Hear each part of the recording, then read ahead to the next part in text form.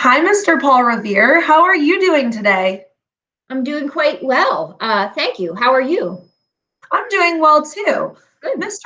Revere, your name sounds really familiar to me. I think that maybe we studied you earlier in this unit. Can you just remind us again how we might know you? Yes, I'm sure you do know me. You are correct if you think my name sounds familiar. You learned about me when you were, I believe you said you were studying my famous etching about the Boston Massacre called the Bloody Massacre perpetrated on King Street. It's quite famous. Yes, now I remember. Let me just pull up that etching really quickly so we could take a look at it. Is this the etching? Yes, that is my etching. All right. Yes, I remember now. So you created this picture as a piece of propaganda? Well, yes, but what those redcoats did to us, to the colonists, is just unforgivable. I wanted to show everyone what really happened that night.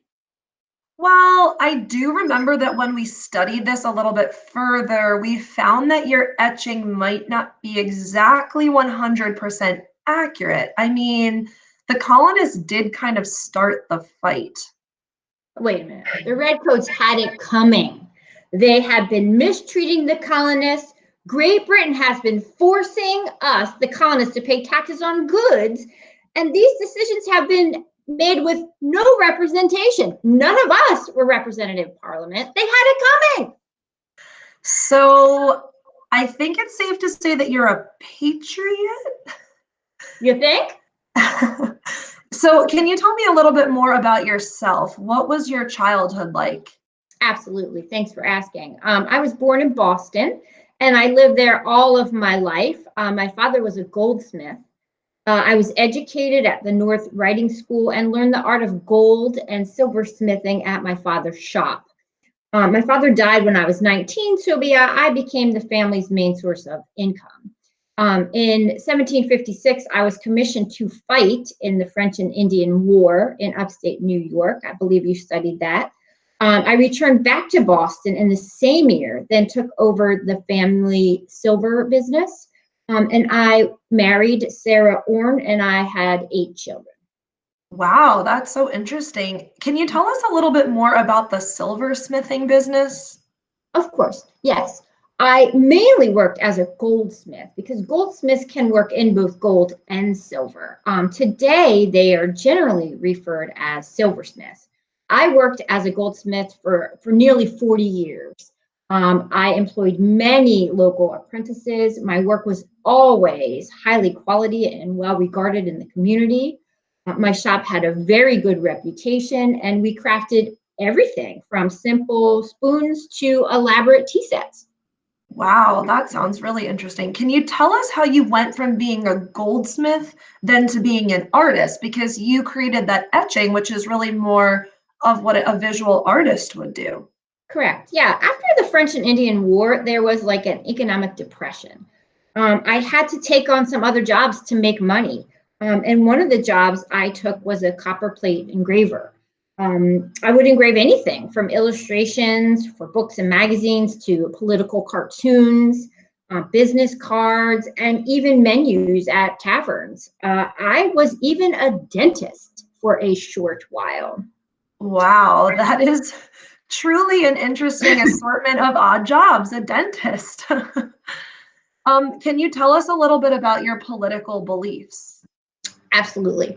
I was involved politically and I participated in the Boston Committee of Correspondence and the Massachusetts Committee of Safety. My job was a courier. So I would deliver the news on horseback. I rode express to the Continental Congress meeting in Philadelphia. I also took part in the meetings that planned the destruction of the East India Tea Company at the Boston Tea Party in December 1773.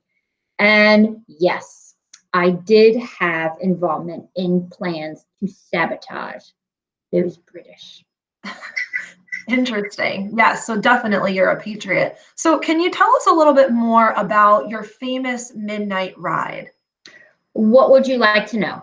Well, I think let's start from the beginning. What was going on in Boston at this particular time that made this famous ride happen in the first place? Sure. Well, there was news that the British were riding to Lexington, Massachusetts, to arrest Sam Adams and John Hancock for treasonous activity. They also planned to continue on to the town of Concord to capture ammunition, including guns, ammunition, and cannons that were being stored there by the colonists. I was asked by a man named Dr. Joseph Warren of Boston to ride to the town of Lexington to let them know that the British soldiers were on their way and to prepare themselves. Oh, okay, that makes sense. So, what about the lanterns? That's like a famous line, one if by land and two if by sea. Can you just tell us a little bit more about that? Sure, I brought one with me so you could see. I asked a friend of mine to help me out. I asked him to go to the top of Old North Church and hang one lantern if he saw the British were going to take the land route to Lexington, or hang two lanterns if the British were going to row across the Charles River to Cambridge, taking the sea route to Lexington. As we know, the British would take the sea route. Interesting. Okay. So then what? So then I met two friends who helped me row across the Charles River without getting spotted by any British ships. And I had to be very careful not to be spotted. Once I made it safely to the other side, I borrowed a friend's horse and began to make my way toward Lexington to alert the locals that the British regulars were coming. Ah, so I actually have a question that has been asked by a viewer. You borrowed a friend's horse to make your famous ride. Who did you borrow it from, and what was the horse's name? Good question. Well, of course, I had to borrow a horse to make the journey because there's no way that I could put a horse in a boat to row. So I had to take a horse, and the horse belonged to a man named John Larkin, or he may have actually belonged to Larkin's father. It was very nice that the Larkin family let me borrow their horse. Anyway, the horse's name was believed to be Brown Beauty. Hmm. So, what happened once you actually began your ride to Lexington? So, once you made it across the Charles River and you got on this borrowed horse, Brown Beauty, what actually happened next? Well, I actually almost got caught early on. But I made it to the town of Medford and eventually onto Lexington, where Sam Adams and John Hancock were staying. Did you alert them? Of course I did. They were able to get away and not get captured. Okay, that's good. So, I heard that there was another rider similar to you also delivering the same message. Can you tell us more about that? Yes, William Dawes was carrying the same message as I and actually met me in Lexington. There were two riders in case one of us got caught. He took a different route than I did to Lexington. In fact, we stopped to refresh ourselves before we decided to continue on to Concord together. Then, on our way to Concord, we met up with a man by the name of Dr. Samuel Prescott. All three of us continued on. Oh, so did all three of you then make it to Concord? Well, I hate to admit it, but actually,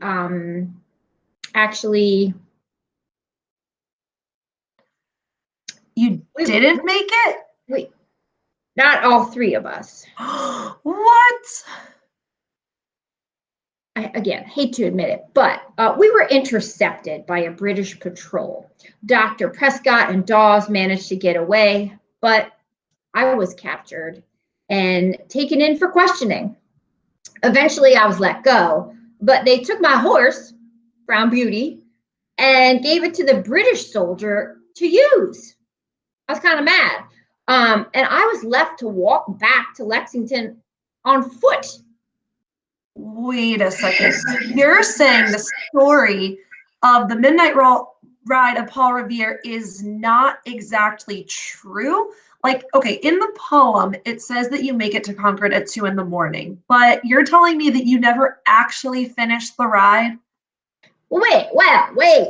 Well, the poem is true. Most of it, anyway. I just didn't completely finish the ride myself. I wasn't the one who personally spread the news to Concord residents that the British were on their way. It was technically Dr. Prescott who did that, but I did make most of the ride, and I was able to alert many people along the way that the British soldiers were coming. Without me, history may have been very different. And I also did witness the battle that was to come when the British eventually did arrive in Lexington and Concord. Wow, so there is a battle that is to come. I'd love to hear more about that battle at Lexington and Concord, but I guess that'll have to be for another day.